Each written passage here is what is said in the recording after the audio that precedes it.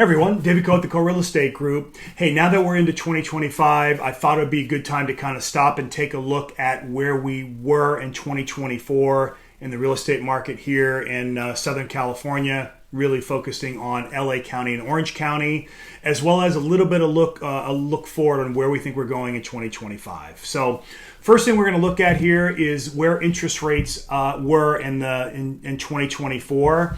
And you can see kind of coming into the year, we were in this mid-6 range and rates climbed up. They got really, really high in May, kind of peaked at 7.22 was the average. And then rates got really, really low all the way through September, down into the low 6s. Things got very, very busy. The Fed was cutting the rates.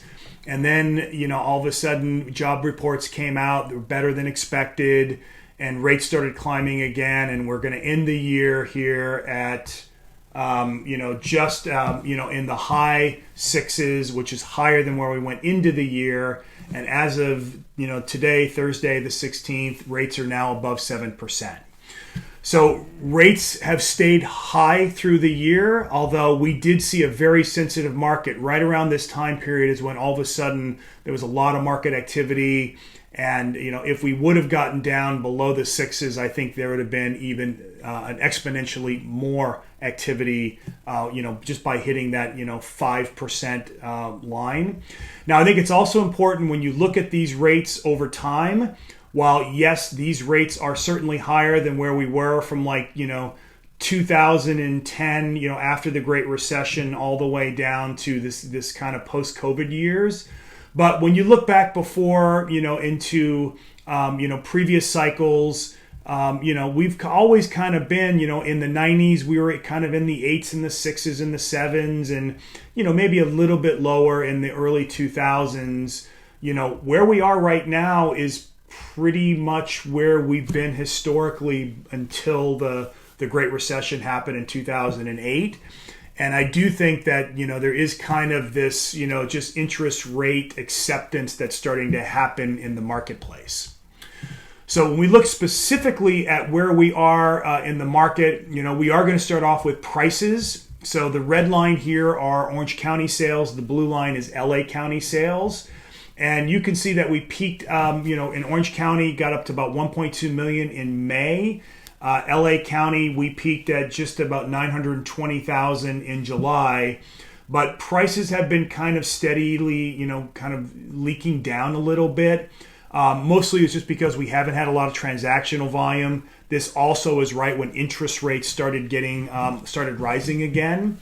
When we look at kind of where we've been over the last 3 years, you can see we definitely had a fairly significant increase from January of 2021 up until May of 2024. But the conventional wisdom is that with all normal market conditions and interest rates where they are, that more than likely prices were going to stay relatively flat going into 2024.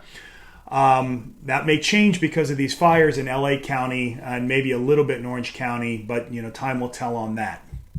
When we look at our month supply actually was building going into September, but it really has started to drop, kind of at the end of December, we're down to, less than 3 months of supply in LA County and less than 2 months of supply in Orange County.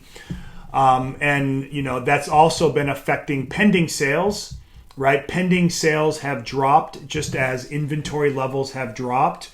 Looking at the end of the year in December, LA County, we only had 2,500 homes that were pending, and there were just over 1,000 in Orange County, versus if we go back into March of 2021, which was when, we were kind of in the height of the real estate boom, those numbers are, 3 times higher in both of these counties. And then, days on market is also rising a little bit. So if we're still not super high, in LA County, and Orange County, we're under 30 days, but, we're certainly not where we were back when COVID was really fueling the real estate market and interest rates were really low, where properties were going in escrow in a week or less. as a seller now, you have to be a little bit more patient and price a little more conservatively, just because there are things are taking a little bit longer to sell than they have in the past. And then the last thing we'll kind of look at is current active listings. We have had a bit of a drop in December on the number of active homes, but if you look at that, that's pretty consistent every December. Usually that's kind of like when you kind of see a dip. People do not want to put their homes on the market because of the holidays. And then the spring selling season comes, inventories build. So more than likely, we'll start seeing an increase of homes on the market, here when we look at January, February, and March, as people kind of, get back to life after the holidays. Now, of course, all of this is being affected by the fire situation that we've had here in LA.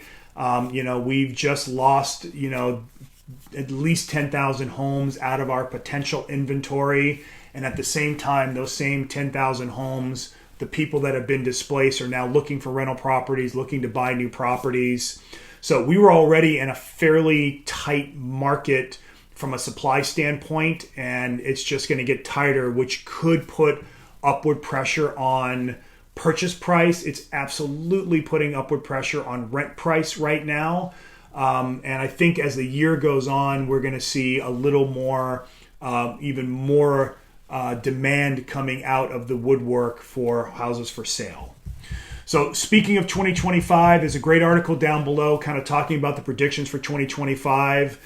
Kind of the key takeaways is that, buyers are still a little discouraged by elevated mortgage rates, and quite honestly, so are sellers, right? If you're stuck with or I shouldn't say stuck, if you're lucky enough to enjoy a 2% or 3% mortgage rate, you have no desire to sell that home and go buy a new home and pay 7%.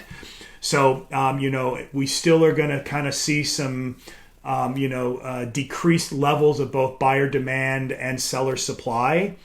And then while we do have a little bit of inventory that's starting to grow, it's really still below what we need for a balanced market. So our day supply is still relatively low. Traditionally, anything 3 months or less is considered a seller's market.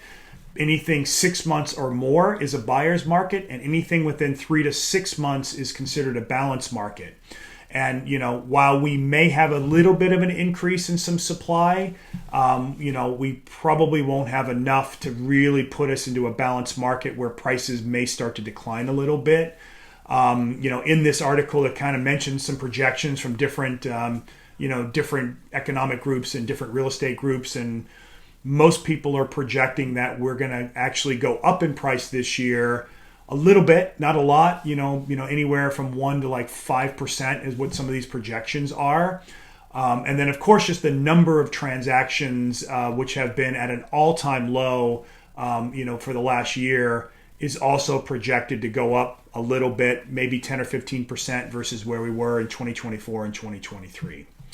So that's a nice overview of kind of what's happening in the market in general. If you have any questions about how this might affect you and your plans, we would love to sit down, kind of help you figure out what the value of your home is, or if you're a buyer, what the amount of purchase power you have in this market, and strategies on how to negotiate lower interest rates from seller credits through sellers, and see if maybe 2025 is a year that you either buy your first home, sell a home, buy another home, whatever your real estate needs are. We'd love to help out.